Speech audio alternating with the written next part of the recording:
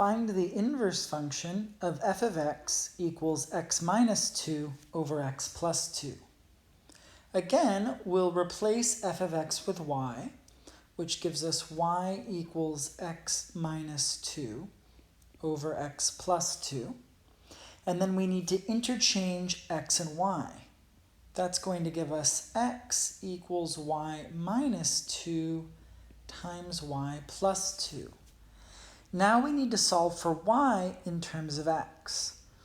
This is a little bit more complicated than any of the problems we've seen before, because here we have a y in the denominator and also a y in the numerator. We want to make this easier by getting rid of fractions, and remember the way that we can do this in an equation is to multiply both sides by the LCD.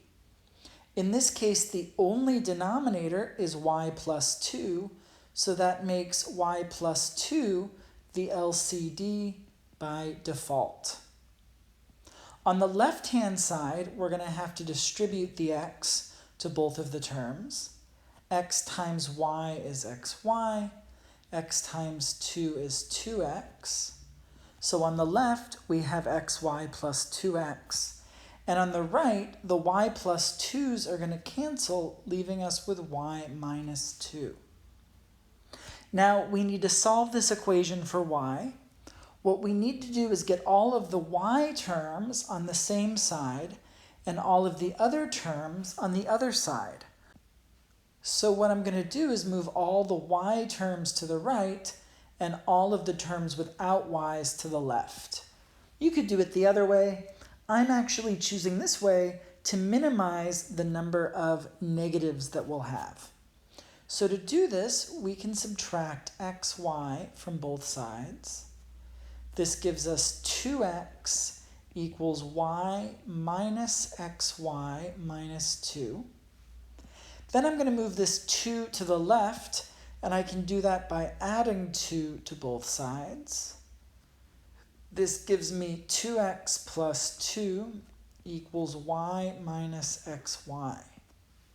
Now, if we want to be able to get y alone on the right-hand side, we've got a bit of a problem here because there's two terms with y's and they're not like terms. But there's a trick that we can use in this situation. We can factor out the y, and then that will cause us to have only one y on the right. If we do that, we end up with y times 1 minus x, because y is the GCF here, and the leftovers are 1 minus x. And then to get y alone, we need to divide by 1 minus x on both sides. And this gives us y equals 2x plus 2 over 1 minus x. And this gives us our inverse function, 2x plus 2 over 1 minus x, which is our final answer. There's two things we had to do here that we haven't had to do previously, and I want to point them out.